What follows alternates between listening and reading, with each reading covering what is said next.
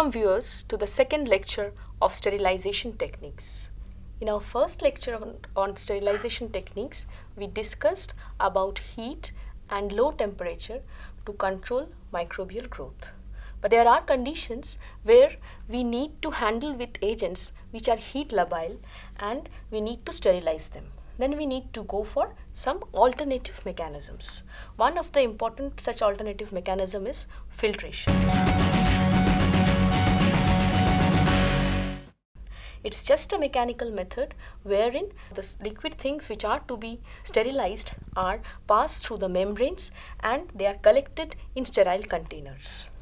Filtration can be of two types. One is membrane filters, second is depth filters. Depth filters are made up of fibrous material which comprises of an array of either papers or of borosilicate fibers. These things are utilized to get rid of particulate matter and they are used precisely in laminar air flows or in cleaning of air in industries, for sterilization of air in industries. It is also used in operation theatres, and the most effective one is called as HEPA filter, which stands for high efficiency particulate air. So these filters are capable of obstructing materials of the size of 0.3 micrometers, and their efficiency is so high that almost 99.9% of compounds are restricted with these filters, right? So we have seen about depth filters, then we come to the membrane filters. In case of depth filters, if you use in laminar airflow, we get a sterilization of 99.9%, as you said. So if you use this depth filters for the sterilization of room in case of ACs fitted with HEPA filters, can we get this amount of sterilization? Exactly. You said rightly that if we use this type of HEPA filters in our ACs, then the air that is coming out of the AC is 99.9% free of particulate air. But the thing is, under such circumstances, the room should also be sterilized. These things are done while patients who have been operated with organ transplantation like kidney transplantation or heart transplantation, after that they are kept in the quarantine rooms, right? So it means they should be kept in a sterile room. The rooms are sterilized using UV radiations, we are coming later on, and the air that is coming out of the AC should obviously be treated with HEPA filters, right? So next we will be talking about membrane filters. These membrane filters are basically polymers of polysulfonate acetate, and what is done actually that these filters are kept at certain heights and vacuum pressures are applied, and with the help of that vacuum pressure the liquid that is to be filtered comes out. Right? This method of sterilization is basically used when we want to sterilize certain heat labile materials like antibiotic solutions, ophthalmic solutions, or we may say certain pharmaceutically important compounds. It means this membrane filters are to be used to sterilize only those compounds which are heat labile. And one more additional point is that we can increase or decrease the pore size of membrane filters depending on the concentration of the polymer that we are using for making of the membranes. If we increase the concentration of the polymer, then the pore size will decrease, and if we decrease the polymer concentration, the pore size is going to increase. In this way we can regulate the pore sizes.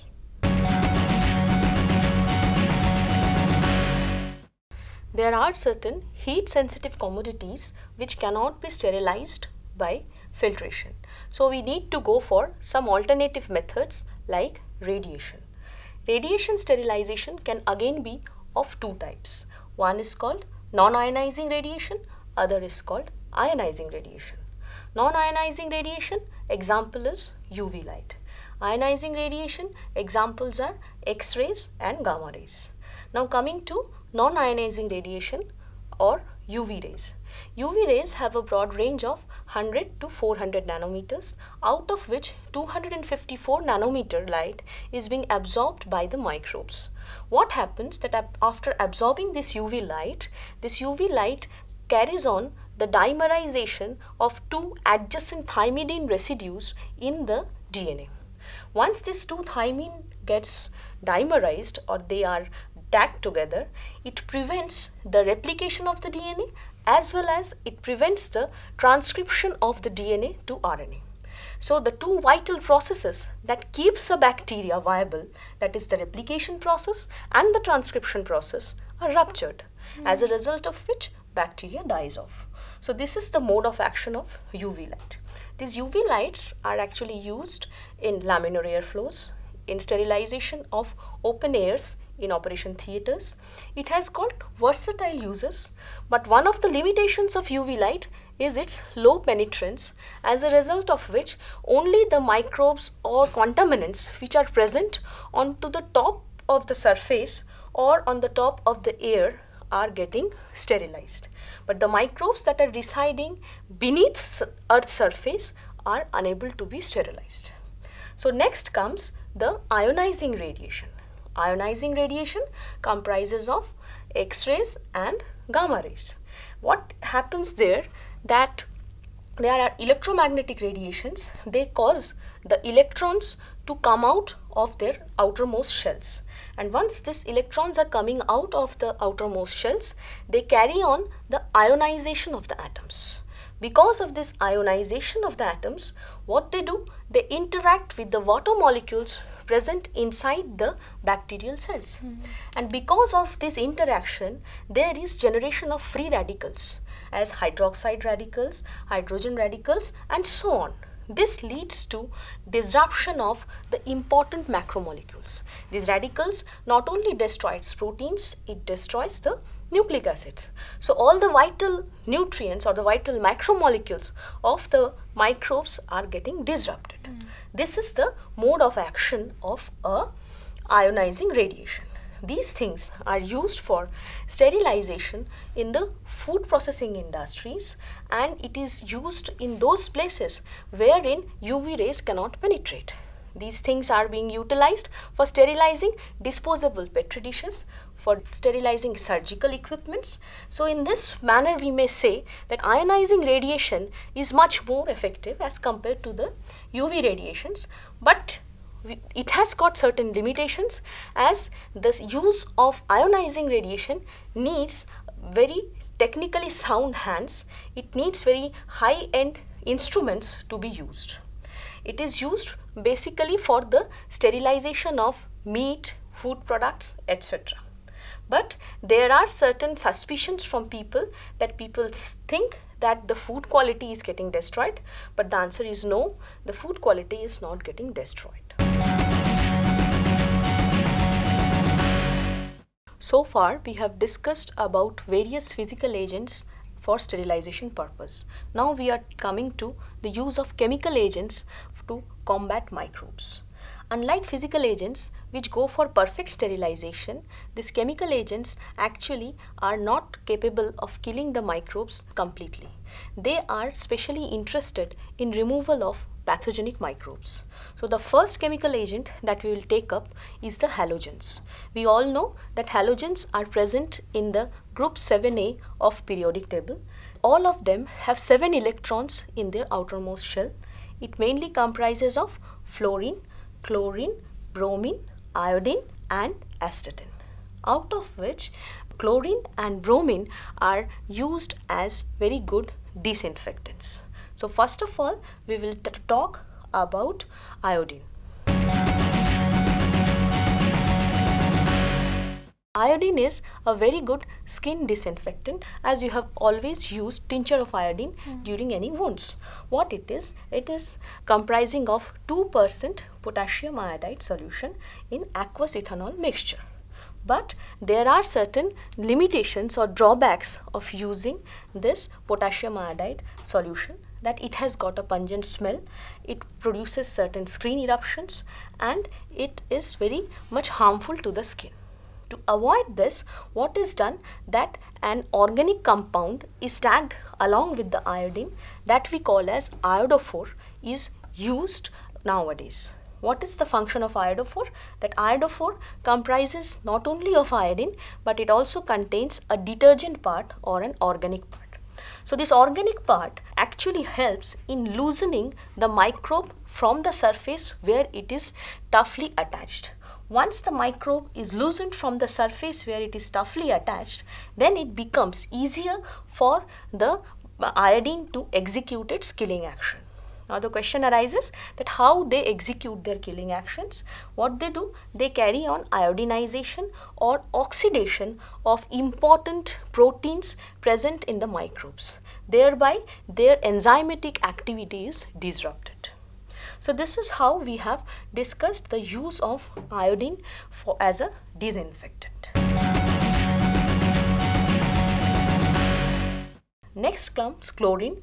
All of you know that chlorine is used for disinfection of water. Similarly, chlorine has got a similar mode of action. So chlorine is used every now and then for disinfection process and cleaning of water, swimming pools, etc. But the problem with chlorine is that it combines with water molecules to form certain carcinogenic compounds like trichloromethanes.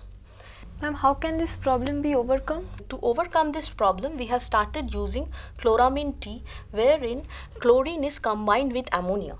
The result of which is there is slow release of chlorine and its detrimental effects are diminished.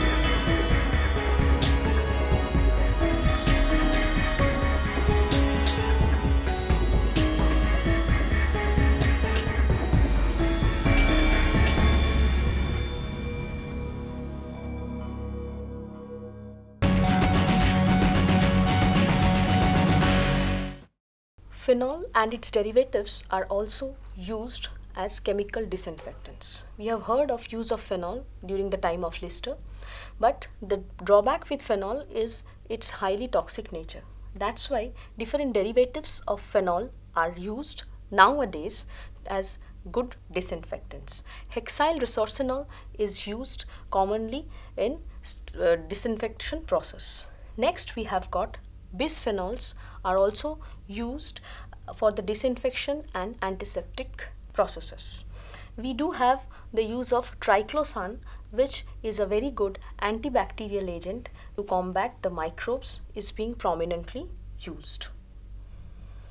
Next we are coming to the role of heavy metals in combating the microbes. We have seen the use of mercury, zinc and copper and other heavy metals for combating the microbial growth. Among this, we have seen the role of mercury. We have used mercurochrome in wound healing processes. We have seen the use of silver nitrate solution to combat infections in the eyes. We have seen the involvement of copper as disinfectants. Ma'am, we have come across a term called oligodynamic action associated with these heavy metals. What do you mean by this? Actually, oligodynamic action means if any compound can exhibit antimicrobial activity in very smaller concentrations, then we call it as oligodynamic action. Next, we have soaps and detergents for combating microbes. All of us use soaps before taking our meals or handling some microbes, we all know. But soaps have got certain limitations. That's why it's better to go for some harsh treatments. When we want to get better response, we go for use of detergents. Most popularly used detergents are quaternary ammonium compounds or quartz, wherein the hydrogen atom present in ammonia or ammonium salt is being replaced by certain organic compounds. In case of soaps and detergents, as an antimicrobial agent, which one is superior? Yeah, as an antimicrobial agent, I must say that detergents are much more superior because they have got better efficacy as compared to the soaps. We use detergents like benzoconium chloride for killing of mycobacterial infections as well. Now we are going to discuss about the role of aldehydes in combating microbial load. So aldehydes like formaldehyde and glutaraldehyde are mostly used as sterilizing agents. What they do, they are basically alkylating agents. They intercalate with the nucleic acids and the proteins of the microbes, thereby they execute their killing action. Usually formaldehyde has an irritating effect on skin. That's why glutaraldehyde is preferred over formaldehyde as a sterilizing agent. They are capable of acting as a sporicide.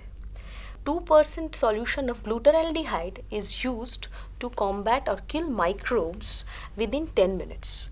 But if we want to remove the spores, then the treatment should be extended till 12 hours. So glutaraldehyde solution can be done in water as well as in alcohol. So it can be used in hospitals for sterilization purposes. Now we are coming to the use of alcohols for sterilization purposes.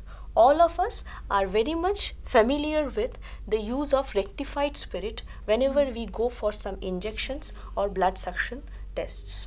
So it is a local method of removing bacteria by use of alcohols. Usually we think that dehydrated alcohol, that is 98 or 99% alcohol, should be much more effective than the rectified spirit. But the real story is a bit different, that as soon as we add water to the alcohol, its dehydrating ability or ability to evaporate decreases, thereby its retention time is increased. So 70% alcohol is much more effective as compared to dehydrated alcohol. Now the question arises that how they are killing the microbes. What they do, basically they destroy the nucleic acids and the proteins of the microbes, as well as sometimes they dissolve the lipids of the cell membranes. And what is the major mode of difference between alcohols and aldehydes? Actually, aldehydes are executing their action by alkylating the proteins, whereas this alcohol is executing its action by denaturing the proteins. This is the basic difference. Now we are going to discuss on the sterilizing role played by various gases. Number one is ethylene oxide. So ethylene oxide is used for the sterilization purpose because of its high penetrance. On what factors the rate of sterilization by ethylene oxide depends? It depends mostly on concentration, humidity and temperature. Say for example, at a particular temperature and at a fixed concentration, a definite amount of time is needed for its sterilization. So if these three parameters are altered, then the entire story will change.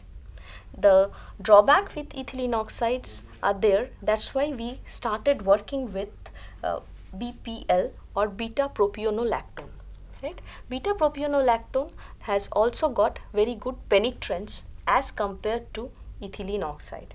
But the problem with ethylene oxide is that once the sterilization process is done, we need to wait for some time to remove the unused ethylene oxide, as it has got some cancerous effects. Ma'am, what are the benefits and drawbacks of BPL or beta propionolactone over ethylene oxide as a sterilizing agent? The benefit of beta propionolactone is it is easier to remove beta propionolactone after the completion of process as compared to ethylene oxide. This is one of the benefits. And regarding the drawback, we can say that the penetrance of ethylene oxide is much better as compared to the penetrance power of BPL. Right? Apart from these two, we can use vaporized hydrogen peroxide also for the process of sterilization, right? So hydrogen peroxides is being used to carry on the sterilization process. It is harmless and they can be used in a wide range of temperature, say from 4 to 80 degrees centigrades. These are the basic benefits of using hydrogen peroxide as a sterilizing agent. They are used mostly in biological safety cabinets and operation theatres. It is toxic and has got some hazardous roles too, so we need to take care of those things into account.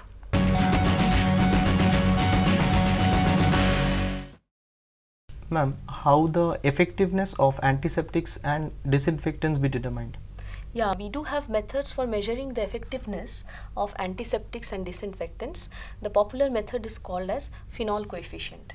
Herein what we do, that we use different concentrations of phenols and some standard microbes are utilized, and the time needed for killing of the microbes using different concentration of the phenol and the different concentration of the test disinfectants are compared. And if this phenol coefficient value is greater than 1, it means that the agent is a better disinfectant than phenol, and if the phenol coefficient value is less than 1, then we may say that it is a worse or bad disinfectant as compared to phenol. Here the standard organisms that are used are Staphylococcus aureus, and these organisms are tested for their ability to be killed within 10 minutes but not less than 5 minutes. Means the duration of time that is needed to kill the organism should be lying within 5 to 10 minutes. The concentration at which the organisms are killed within this duration of time is noted down, and it is compared with the concentration of phenol that is doing the same work in same time. In this way these things can be compared, but this has got certain disadvantages because we are comparing this data in a lab inside the test tubes, but we never know that what will be their real role when they are being applied in their original fields. Say for example, I have said in my first lecture that environment has got a vital role to play. If the environment is supporting the growth of the microbes, then this titer that we have determined inside the lab will be not tallying with the real field data. Right? So these are the drawbacks of phenol coefficient, but still we can get an idea whether this can be a disinfectant, good disinfectant or bad disinfectant. This type of idea at least we can get from there.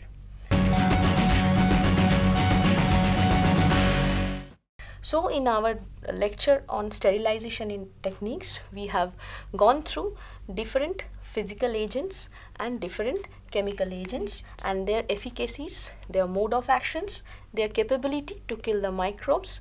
Some of them are good disinfectants, some of them are antiseptics, some of them have sporicidal activities. We have gone through it.